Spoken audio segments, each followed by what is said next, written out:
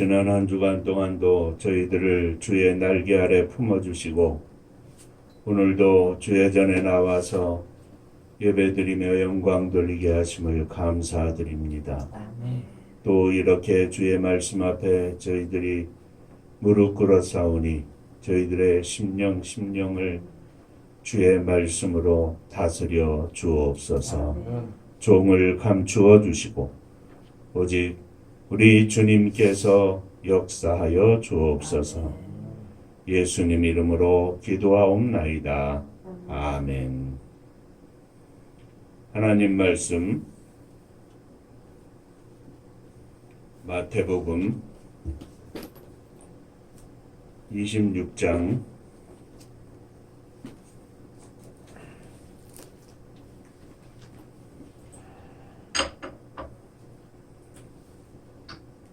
57절부터의 말씀입니다.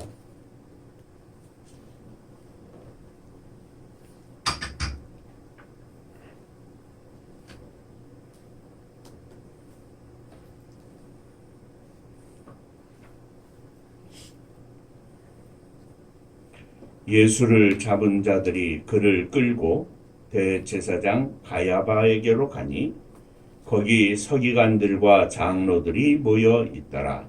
베드로가 멀찍이 예수를 따라 대제사장의 집 뜰에까지 가서 그 종말을 보고려고 안에 들어가 바인들과 함께 앉아 있더라. 자, 그리고 조금 건너뛰겠습니다. 67절입니다. 이에 예수의 얼굴에 침 뱉으며 주먹으로 치고 어떤 사람은 손바닥으로 때리며 이르되 그리스도야 우리에게 선지자 노릇을 하라. 너를 친 자가 누구냐 하더라. 이에 베드로가 바깥들에 앉았더니 한 여종이 나와 이르되 너도 갈릴리 사람 예수와 함께 있었도다 하거늘. 베드로가 모든 사람 앞에서 부인하여 이르되 나는 내가 무슨 말을 하는지 알지 못하겠노라 하며 앞문까지 나아가니 다른 여종이 그를 보고 거기 있는 사람들에게 말하되 이 사람은 나사렛 예수와 함께 있었도다 하매 베드로가 맹세하고 또 부인하여 이르되 나는 그 사람을 알지 못하노라 하더라. 조금 후에 곁에 섰던 사람들이 나와 베드로에게 이르되 너도 진실로 그 도당이라 내 말소리가 너를 표명한다 하거늘. 그가 저주하며 맹세하여 이르되 나는 그 사람을 알지 못하노라 하니 곧 달기 울더라. 이에 베드로가 예수의 말씀에 다불기 전에 내가 3번 나를 부인하리라 하심이 생각나서 밖에 나가서 심히 통곡하니라. 아멘. 천국 인사하겠습니다. 할렐루야. 할렐루야. 하나님은 장로님 사랑하십니다. 집사님 사랑하십니다. 우리 아들들 사랑하십니다. 오늘은 우리 주님께서 십자가를 지기 전에 예루살렘에 입성하신 날을 기념하는 종려주일입니다. 교회적으로는 내일부터 한 주간을 고난주간으로 지내고 금요일은 주님께서 십자가에 달리신 날로 정사일이라 하며 다음 주일은 주님이 십자가에 달려 죽으신 지 3일 만에 부활하신 날을 기념하며 부활주일로 지냅니다. 그리고 초대교회에 예수님의 부활하신 날, 안식 후 첫날, 이 날을 기념하여 모이던 것이 지속되어서 매 주일, 주의 날, 부활의 날을 기념하여 모인 것이 주일이고, 그리고 그것이 오늘날 캐톨릭과 또 캐톨릭에서 개혁하여 나왔다고 하는 이 개신교가 하나님 앞에 예배드리는 날이 되었습니다. 가만히 눈을 감고 생각해 보면 아무도 타보지 않은 나귀를 주님이 타시고 예루살렘으로 입성을 하십니다. 사람들이 앞을 다투어 자기 겉옷을 벗어 나귀 등에 걸쳐 두고 예수님께서 그 등에 타셨습니다. 많은 사람들은 종려나무 가지를 베어 흔들며 호산나 찬송하리로다. 우리 주님으로 오시는 이여 하며 예수님의 뒤를 따라갔고 이로 인하여 예루살렘 온 성이 소동이 일어났습니다. 정말로 만왕의 왕이 오신 것 같은 광경이었습니다.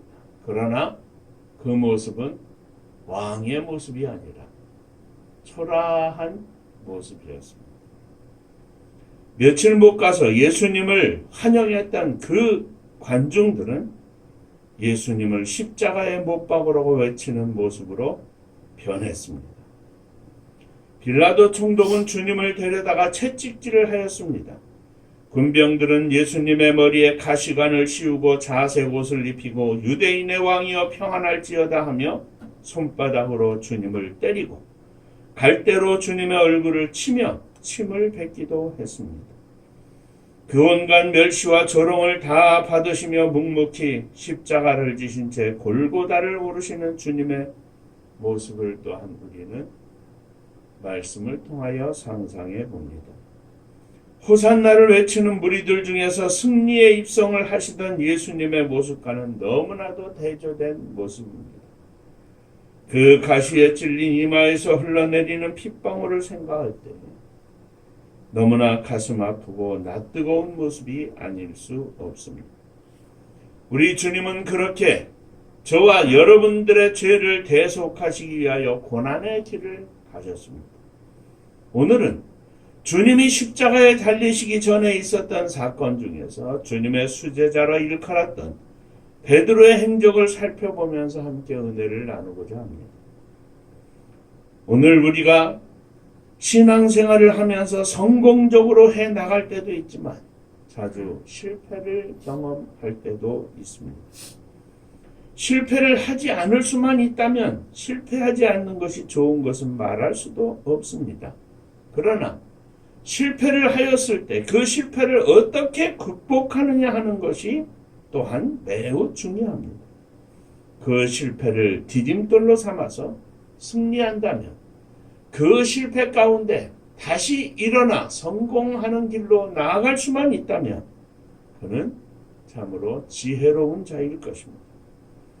오늘 말씀은 예수님의 성공적인 구속의 사역 속에서 잠깐 비춰지는 베드로의 실패와 그 실패 가운데 다시 일어나는 성공을 향한 발걸음을 새로이 시작하는 베드로의 모습을 보여주고 있습니다.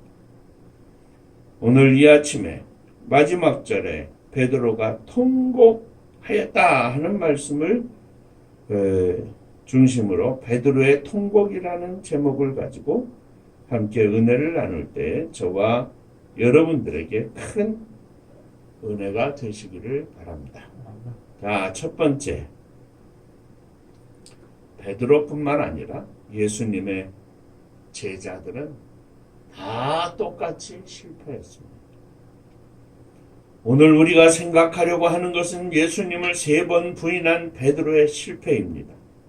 그러나 그것뿐만 아니라 그 뒤에는 예수님의 모든 제자가 실패했다는 말씀입니다. 누가복음 22장 3절 이하에 보면 12 중에 하나인 가롯인이라 부르는 유대에게 사단이 들어가니 이에 유다가 대제사장들과 군관들에게 가서 예수를 넘겨줄 방책을 의논하매 저희가 기뻐하여 돈을 주기로 언약하는지라 유다가 허락하고 예수를 무리가 없을 때 넘겨줄 기회를 찾더라 하였고 마태복음 27장 3절에서는 때에 예수를 판 유다가 그의 정죄됨을 보고 스스로 뉘우쳐 그 은 30을 대제사장들과 장로들에게 도로 갖다 주었다 하였습니다. 바로 유다는 예수님을 은 30에 팔은 실패한 제자가 된 것입니다. 또 예수님의 다른 제자들은 모두 예수님을 버리고 도망했다 했습니다. 마태복음 26장 56절에 그러나 이렇게 된 것은 다 선지자들의 글을 이루려 함이니라 하시더라. 이에 제자들이 다 예수를 버리고 도망하니라. 예수님이 잡혀가실 때 다른 제자들 모두 다 도망을 갔습니다.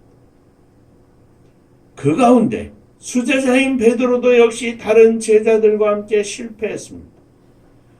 그러나 베드로의 실패의 모습은 이미 앞서 실패한 제자들의 모습과는 조금 다른 모습을 보여주고 있습니다. 앞서 가룟 유다는 예수님을 돈을 받고 팔아버림으로 예수님을 따르는데 실패했고, 나머지 제자들은 예수님이 잡히시는 순간에 도망함으로 예수님을 따르는데 실패했습니다. 첫 걸음도 버티지 못하고 실패한 것입니다. 그러나 베드로는 그가 장담했던 것처럼 쉽게 주님을 버리지는 아니하였습니다. 마태복음 26장 33절에서 말하기를 베드로가 대답하여 가로되 다 주를 버릴지라도 나는 언제든지 버리지 않겠나이다. 35절에 베드로가 가로되 내가 주와 함께 죽을지언정 주를 부인하지 않겠나이다 하자 이에 모든 제자들도 베드로를 따라 같은 말을 하였다 기록하고 있습니다. 그러나 실제로 예수님께서 잡히실 때 제자들은 다 도망하였지만 베드로는 예수님을 그나마 멀찍이 따라갔습니다. 다른 제자들보다는 조금, 아니 훨씬 더 용기 있는 모습입니다. 오늘 본문 중에 마태복음 26장 28절에 베드로가 멀찍이 예수를 쫓아 대제사장의 집들에까지 가서 그 결국을 보려고 안에 들어가 하석들과 함께 앉았다 하였습니다. 베드로도 결국은 예수님을 따르는데 실패합니다. 베드로의 실패는 갑자기 된 것은 아니었습니다. 눈에 보이는 결과는 일시적인 것 같지만 그의 실패는 이미 잉태되고 있었고 그 결과가 눈에 나타난 것입니다. 그리고 베드로는 거기서 예수님을 모른다고 3번 부인을 하게 됩니다. 70절에 베드로가 모든 사람 앞에서 부인하여 가로되 나는 내 말하는 것이 무엇인지 알지 못하겠노라. 72절에 베드로가 맹세하고 또 부인하여 가로되 내가 그 사람을 알지 못하노라. 74절에 저가 저주하며 맹세하여 가로되 내가 그 사람을 알지 못하노라 하니 닭이 곧 불가라.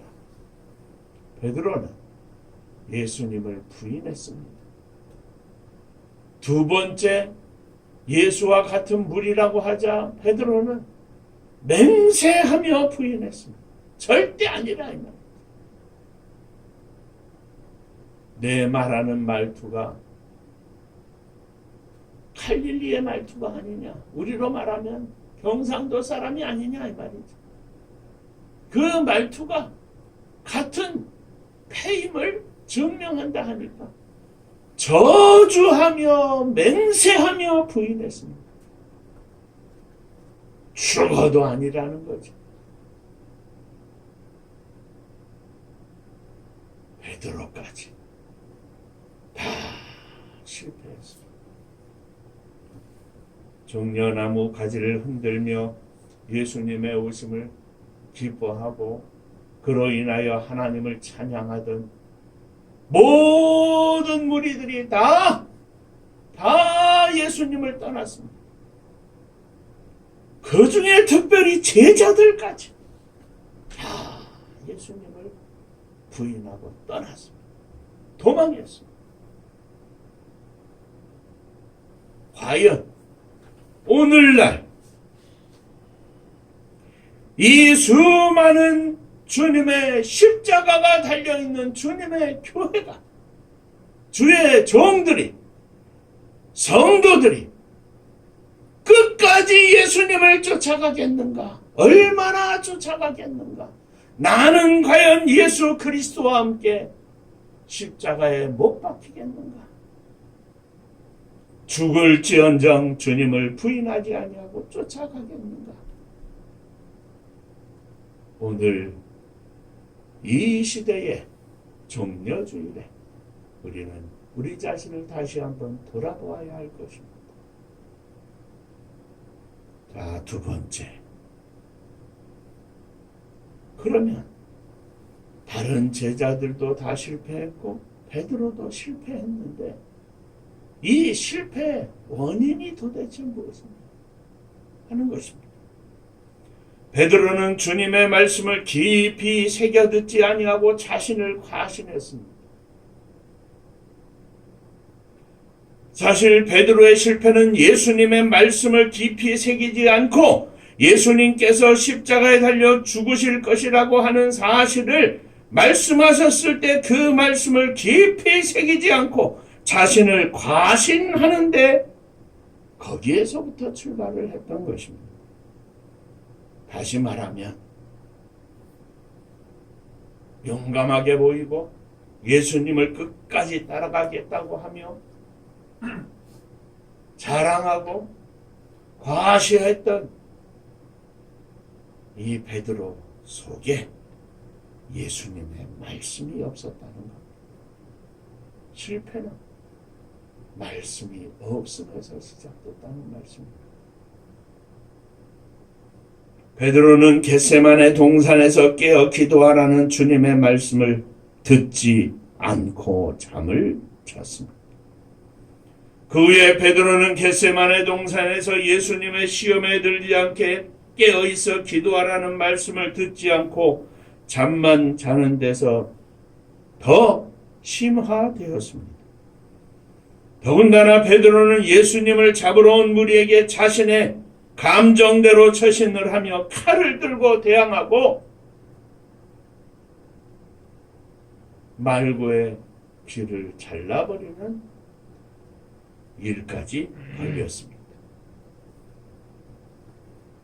예수님을 잡으러 온 무리에 대해 칼을 뽑아들고 무력으로 대항할 때도 베드로는 예수님의 뜻을, 말씀을 염두에 두지 않고 자신의 감정으로 처신했던 것을 봅니다. 자, 베드로는 예수님이 잡혀갈 때 멀리서 따라갔습니다. 그는 두려움이 가득하였는데 두려움이 가득한 것은 현실에 대한 강한 애착 때문인 것으로 보입니다. 예수님이 잡혀가실 때에도 예수님을 멀찍이 따라갔습니다. 베드로의 마음에는 두려움이 자리를 잡고 있었던 것입니다. 대제사장의 집에 들어가서도 베드로는 자신을 은닉시키려 무리 중에 한 사람으로 가장하려고 하속들과 함께 불을 쬐며 숨어 있었습니다. 신분이 드러나지 않도록 숨어 있었던 것입니다. 그러다가 자신의 신분이 드러나게 되자 적극적으로 예수님을 부인합니다. 굉장한 협박을 받았던 것도 아니었는데 예수님을 그는 3번이나 부인하고 맹세하며 저주하며 부인하는 처참한 실패를 맛보게 되었습니다. 베드로의 실패 이유는 그 속에 있는 본능적인 두려움이었을 것입니다. 그의 두려움은 그의 마음속에 진하게 남아있는 현실에 대한 애착에 의해서 더 가중되었을 것입니다. 예수 그리스도를 쫓는 말씀과 믿음이 없으니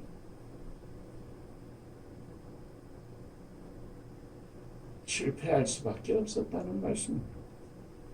오늘 이 시대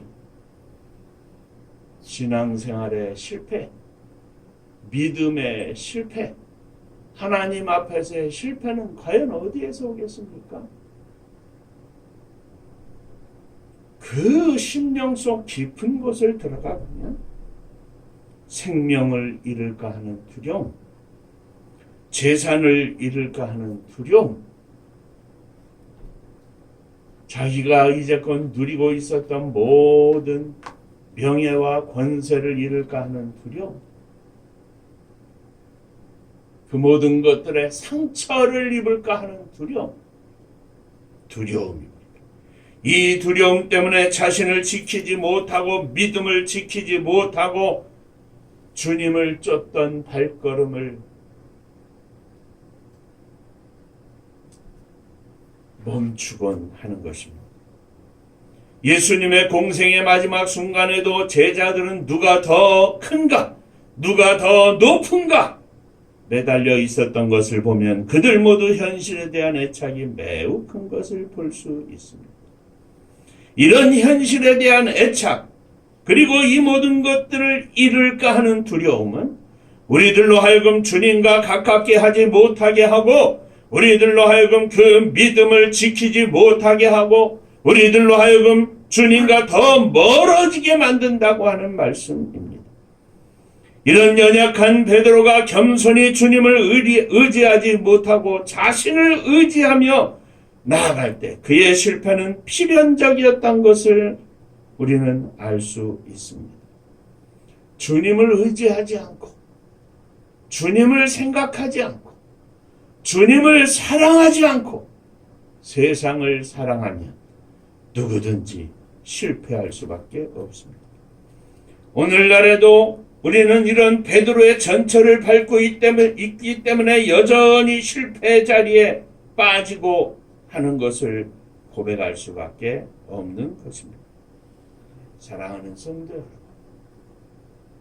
항상 머릿속에 가슴속에 주님의 말씀이 생각나게 하시고 주님의 말씀이 가득하게 하여 주옵소서.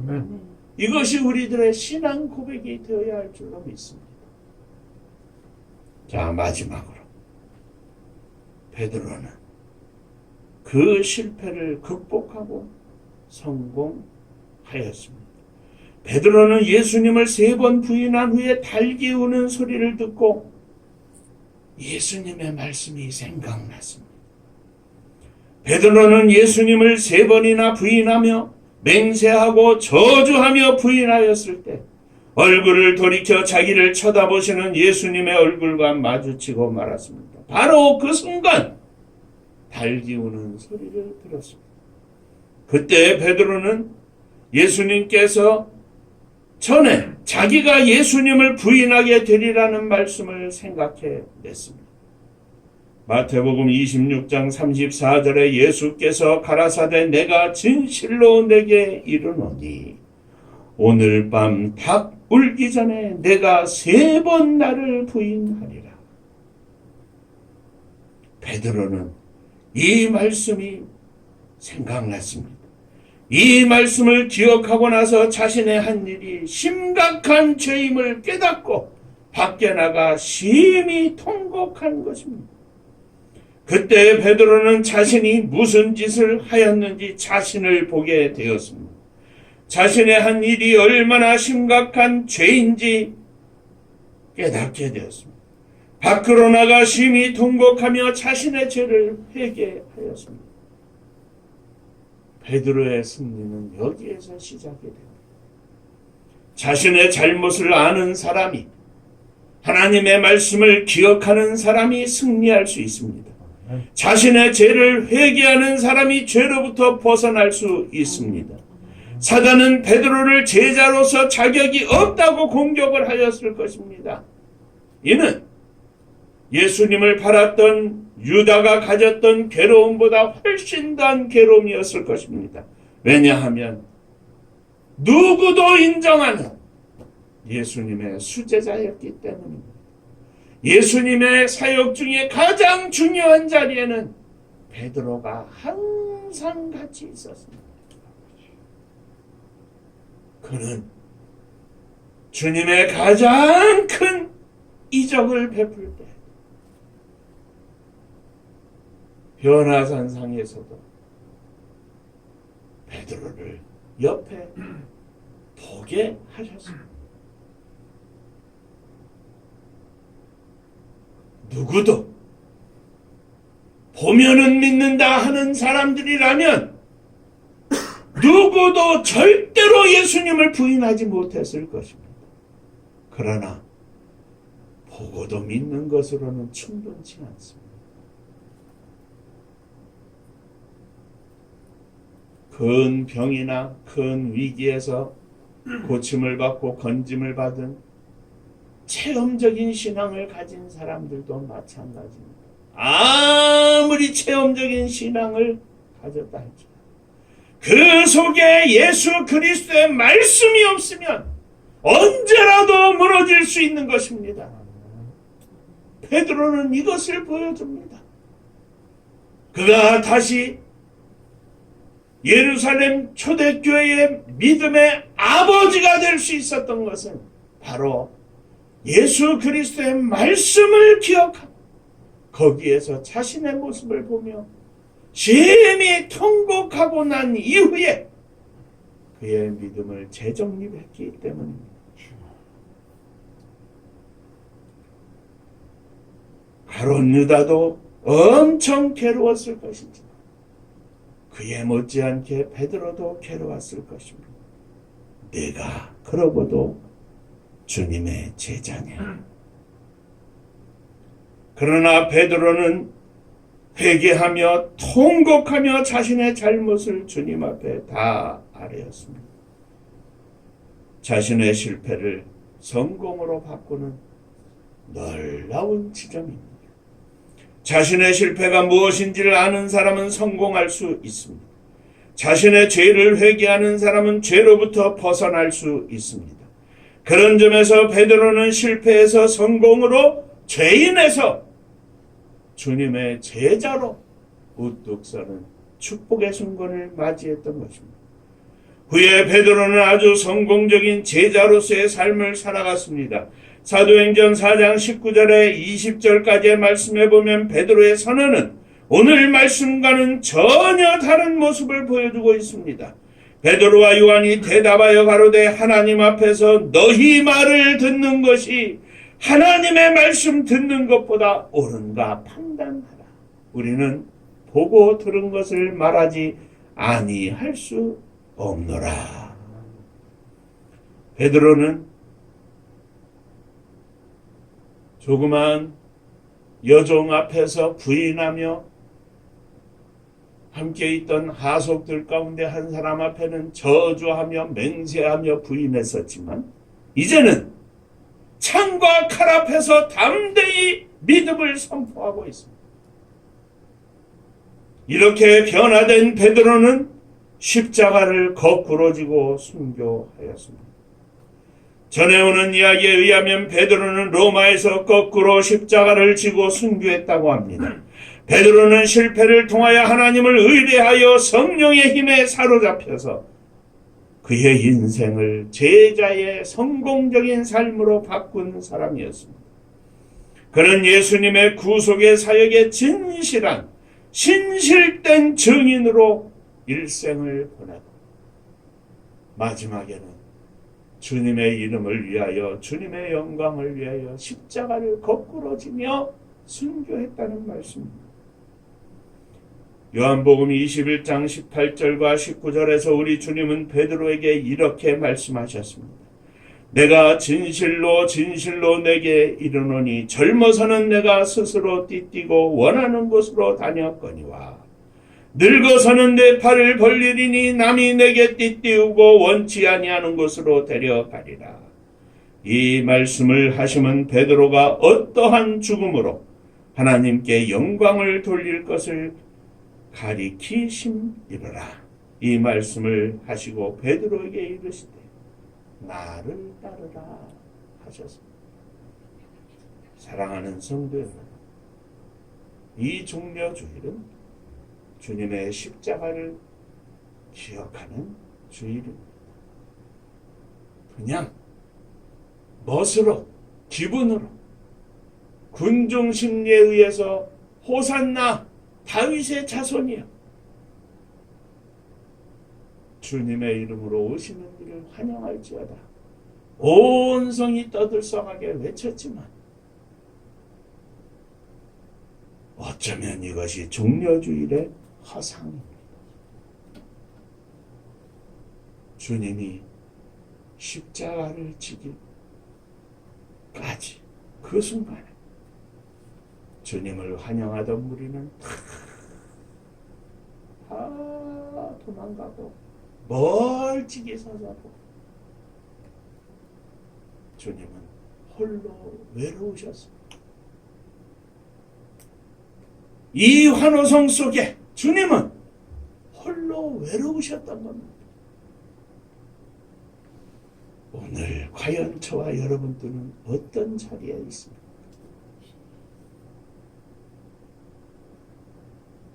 주님의 십자가에, 아니 십자가를 지키는, 오늘도 나에게 허락하신 십자가를 지고 주님 앞에 나아가는 종려주일의 진짜 주인공 되시기를 주의 이름으로 축원합니다. 아멘. 기도하겠습니다.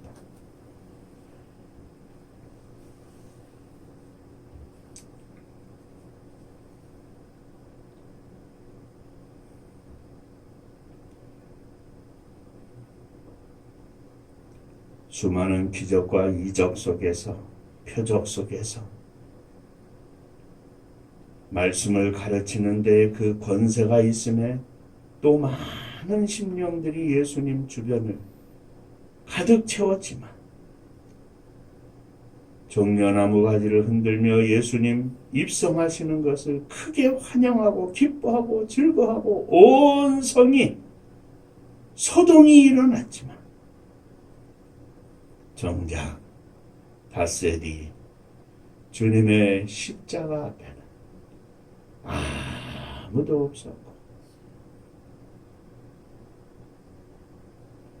모든 사람들이 다 따라 죽겠다고 난리칠 것만 같았던 그 엄청난 모습이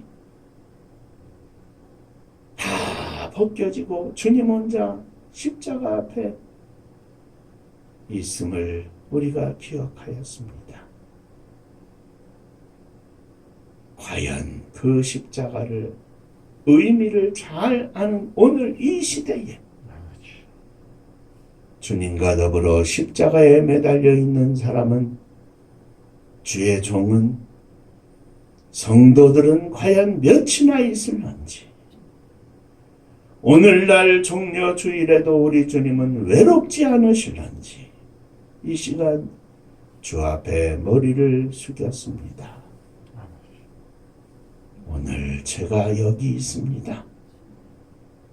주님과 함께 주의 십자가를 함께 질 종이 여기 있습니다. 많은 장로님들 가운데 제가 여기 있습니다. 많은 집사님들 가운데 제가 여기 있습니다. 많은 젊은이들 가운데 제가 여기에 있습니다. 주님, 주님과 함께 하기를 원합니다. 많은 사모님들 가운데 제가 여기에 있습니다. 주님의 십자가 앞에 단단히 묶여 있기를 원합니다. 저희들을 불쌍히 여기사 강하고 담대한 믿음을 주시옵소서. 이 믿음으로 무장하게 하여 주옵소서. 종려주일에 오늘 저희들이 십자가의 주인공이 되기를 원하오니 저희들을 축복하여 주옵소서. 예수님 이름으로 기도하옵나이다. 아멘. 아멘. 자, 옆에 분들하고 인사 한번 하시겠습니다. 종려주일의 주인공 되시기 바랍니다. 아멘입니다. 우리 주원이 상수 있는데 수많은 젊은이들이 있어도 믿음의 주인공들, 찾기 어려운 이 시대에 자랑스러운 주인공들 되기를 주의 이름으로 축원합니다. 아멘. 멀리 있지만 교회를 못 나오고 있는데 우리 혜경이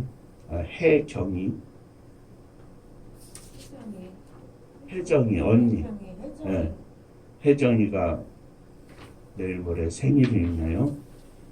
박수 한번 하죠.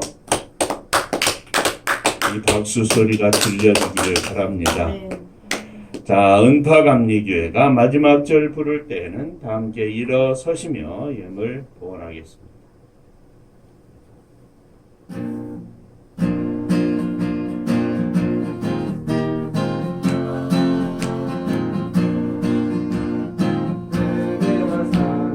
능력으로 황무지 같은 천주지여 법일마 위에 함께 뭉친 은파감리교회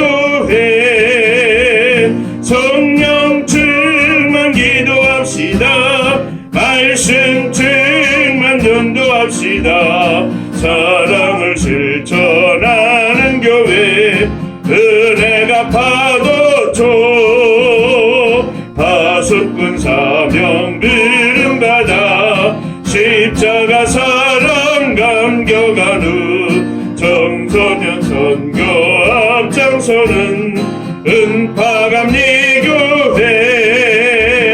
성령 충만 기도합시다. 말씀 충만 전도합시다. 사랑을 실천하는 교회 은혜가 파도초 교만한 마음도 가지고 십자가 근기 높이 들고 온 세계 선교 금을 이룰 은파감리교회 성령 충만 기도합시다.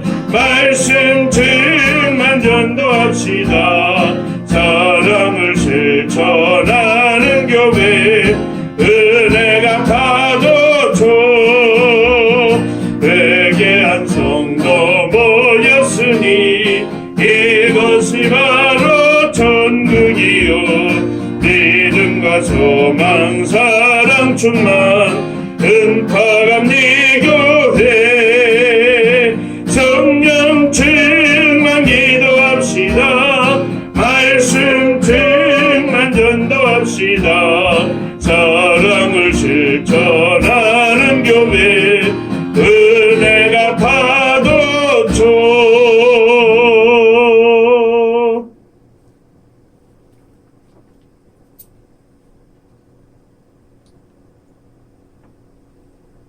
저희와 믿음을 나누던 교회 생활하던 모든 성도들이 종려나무가지 흔들며 주님의 예루살렘 입성을 환영하는 무리 가운데 있으면서도 빈 껍데기가 아니라 진실로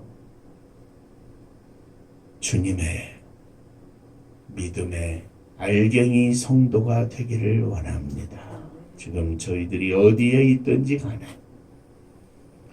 특별히 우리의 사랑하는 자녀들이 믿음의 알갱이가 되기를 원합니다. 오늘 이 시간도 저들을 찾아가 주시옵소서. 저들 위해 믿음을 부어 주시옵소서. 저들의 생각 속에 저들의 마음 속에 우리 주 예수 그리스도의 피가 끓어오르게 하시고 거룩한 믿음으로 무장되게 하여 주옵소서. 혜정이 생일을 맞이하는데 우리 주님께서 사랑하는 딸 위에 믿음을 주시사 믿음이 가장 존귀한 것임을 깨닫고 믿음의 삶을 사는 축복의 딸이 되게 하여 주옵소서. 오늘도 주 앞에 11조원금을 드립니다. 지난 한 주간도 지켜주신 주님 은혜 감사하여 주 앞에 드립니다. 주님 은혜 감사합니다. 범사에 감사합니다. 하나님 함께 하시고 인도하심을 감사합니다. 늘 함께 하심으로 승리케 하심을 감사합니다. 감사합니다. 범사에 감사합니다. 감사 주 앞에 예물을 드리오니 감사 위에 감사가 넘쳐나게 하시고 어떤 상황 속에서 언제든지 감사로 승리하는 믿음들 되게 하여 주옵소서. 흩어져 있는 은파의 무엇 권속들 위에 함께 하시고 특별히 하나님의 선교를 가슴에 품고 함께 기도하는 동역자들 위에도 동일한 은혜를 허락하여 주옵소서. 주님의 교회를 축복하시되 성도님들의 가정 또 자녀들을 축복하여 주옵소서. 행복한 가정 생활이 행복한 교회 생활이 되게 하시고 행복한 교회 생활이 행복한 믿음으로 말미암아 온 세상 가운데에 주님 허락하신 놀라운 축복을 증거할 수 있는 복된 믿음의 삶이 되게 하여 주옵소서. 이 나라 이 민족을 축복하여 주시옵소서. 주께서 사랑하셔서 여기까지 인도해 주셔서 마지막 시대의 세계 가운데 주의 복음을 증거하되 죽어져가는 수많은 심령들을 살려내며 가난하고 어려운 무심령들 민족들을 하나님 앞에 번쩍 일으켜 세우는 축복의 나라와 민족이 되게 하여 주옵소서. 저 북녘 하늘 밑에 있는 우리의 사랑하는 동포들, 제1동포, 조선족 고려인 등 민족의 고난의 역사 속에 세계 가운데 뿔뿔이 흩어진 많은 식구들, 저들 가운데도 한결같은 은혜와 복을 나리워 주옵소서. 복음 들고 세계 만방에 나가 수고하며 애쓰는 선교사님들을 축복하시사 저들의 삶을 통하여 생명의 열매가 거두어지게 하시며 주님의 십자가 높이 세워지는 놀라운 축복이 이루어지게 하여 주옵소서. 이제는 우리 주 예수 그리스도의 은혜와 아버지 하나님의 크신 사랑하심과 성령의 함께하시고 복주심이 머리 숙여 감사하며 주 앞에 영광을 돌리는 사랑하는 종들과 저들의 가정 위에 몸된 주님의 교회 위에 또 사랑하는 조국 이 나라와 민족 위에 이제로부터 영원토록 함께 있을지어다. 아멘.